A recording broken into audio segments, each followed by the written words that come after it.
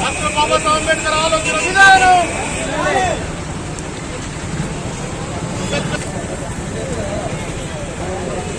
అంబేద్కర్ గారి ఆశయాలను కొనసాగిద్దాం.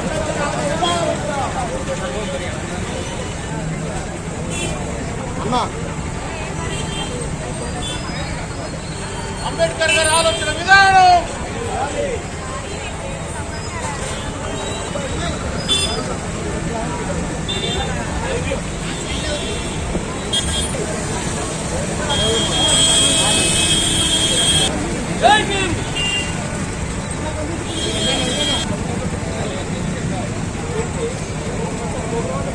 అంబేద్కర్ ఆలోచన విధానం.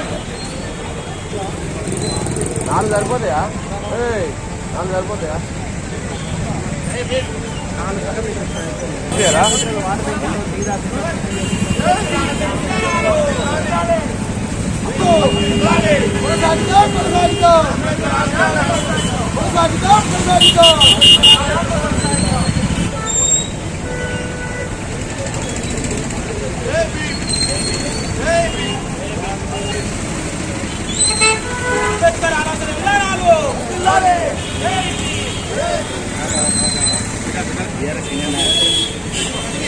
నియోజకవర్గ కేంద్రంలో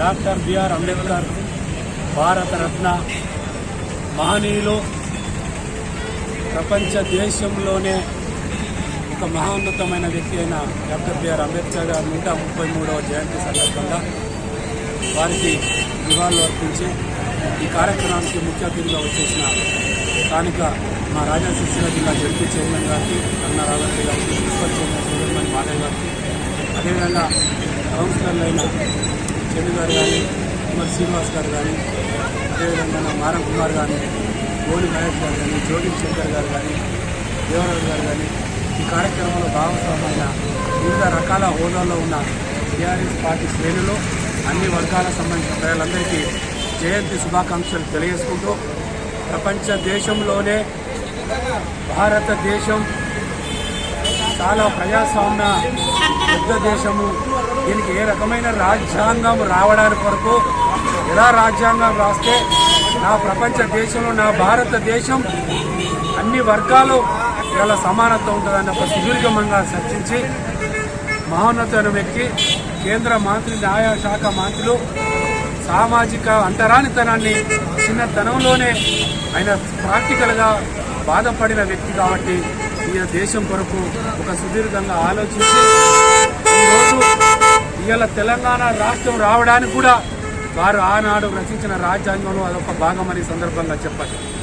ఇలా పెద్దలు మాజీ ముఖ్యమంత్రి కేసీఆర్ గారు ఇలా ఒక సచివాలయం, భారతదేశంలో అన్ని రాష్ట్రాల కన్నా ఒక గొప్ప సచివాలయం, ఎక్కడ చూసినా పెద్ద సచివాలయం కట్టి దానికి ఒక అంబేద్కర్ సచివాలయం పేరు పెట్టిన మహనీయులను సందర్భంగా గుర్తిస్తున్నా.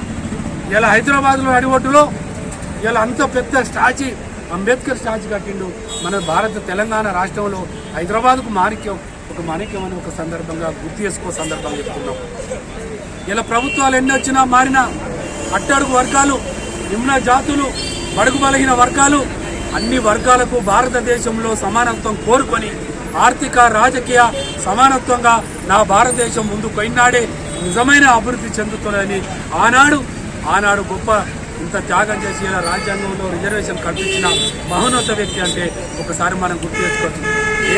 ఇలా ప్రభుత్వాలు మారినా వారి ఆశయ సాధనాలను కొనసాగించినాడే నిజమైన భారతదేశం అభివృద్ధి చెందుతుంది తప్ప దయచేసి సంవత్సరానికి ఒకసారి స్మరించుకుంటడం కాదు, వారు ఆశయాలను కొనసాగిద్దాం. ఎక్కడన్నా రాజకీయ విధానంలో ఆ చట్టాలను, రిజర్వేషన్లు పూర్తి స్థాయిలో దేశంలో ఇంప్లిమెంట్ చేసినాడే అన్ని వర్గాలు అభివృద్ధి చెందుతున్నాడే ఆయన ఆశయాలను కొనసాగిస్తున్నట్టే. ఆయన ఆత్మశాంతికి ఇలా మనసుకు కొడుకుంటున్నంత తప్ప ఇలా మన రాజకీయ వేదికల కోసం కాదు, ఇలా అన్ని వర్గాలు ముందుకు పోయినాడే ఇలా భారతదేశ రాజ్యాంగంలో ఇంప్లిమెంట్ చేసిన సందర్భంగా తెలియజేసుకో. ఇంకా చాలా గొప్పగా ఇంత చెప్పినా వారి గురించి చాలా తక్కువ. ఈ కార్యక్రమంలో భాగస్వామైన ప్రతి ఒక్కరికి జయంతి సందర్భంగా పేరున వారి జయంతి శుభాకాంక్షలు తెలియజేసుకుంటాం.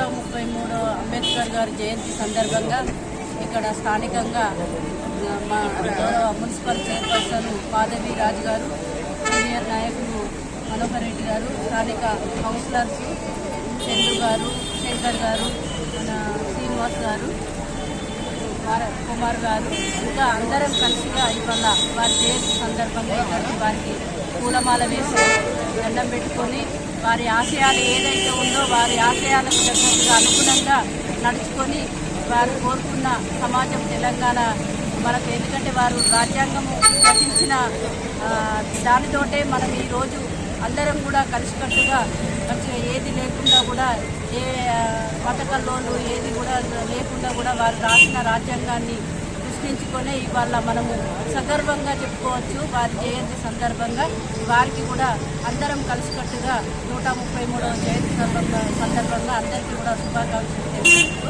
వారి ఆశయాలను అనుగుణంగా నడుచుకోవాలని కోరుకుంటూ నాకు ఈ అవకాశం ఇచ్చిన అందరికీ కూడా పెద్దలందరికీ కూడా ప్రత్యేక కృతజ్ఞతలు, ధన్యవాదాలు తెలియజేసుకుంటూ జై భీమ్. ఈరోజు డాక్టర్ బిఆర్ అంబేద్కర్ గారి 133వ జయంతిని పురస్కరించుకొని మరి వేములవాడ పట్టణ పరిధిలో ఉన్నటువంటి అంబేద్కర్ గారి విగ్రహాల వద్ద మన మున్సిపల్ నుంచి ఘనంగా ఏర్పాట్లు చేసుకొని దానిలో భాగంగా ఈరోజు ముఖ్య అతిథులుగా వచ్చినటువంటి గౌరవ జెపీ చైర్పర్సన్ గారికి, అదేవిధంగా గౌరవ కౌన్సిలర్స్ చంద్రు గారికి, శంకర్ గారికి, కుమార్ గారికి, సీనియర్ నాయకులు మనోహర్ గారికి, సీనియర్ గారికి, మహేష్ గారికి, వివిధ హోదాలో ఉన్న ప్రజాప్రతినిధి నాయకులందరూ కూడా 133వ జయంతి శుభాకాంక్షలు తెలియజేసుకుంటూ అందరికీ కూడా ధన్యవాదాలు, నమస్కారం తెలియజేస్తా ఉన్నాను. మరి వారు బాబాసాహెబ్ అంబేద్కర్ అంటేనే ఒక బహుముఖ ప్రజ్ఞాశాలి, ఒక సంఘ సంస్కర్త, ఒక మేధావి, ఒక భారత రత్న. ఈరోజు భారతదేశంలో తొలి న్యాయశాఖ మంత్రిగా మరి డాక్టర్ బిఆర్ అంబేద్కర్ గారు పనిచేశారు. మరి భారతదేశంలో మరి వారు అసమానతతో కూడిన భారతదేశంలో సమానత్వం అనే ఒక సిద్ధాంతం తీసుకొచ్చి మరి భూమి మీద ఉన్నటువంటి అంటే 1950కి ముందే మనకు ఎటువంటి హక్కులు లేవు, ఎటువంటి చట్టాలు లేవు.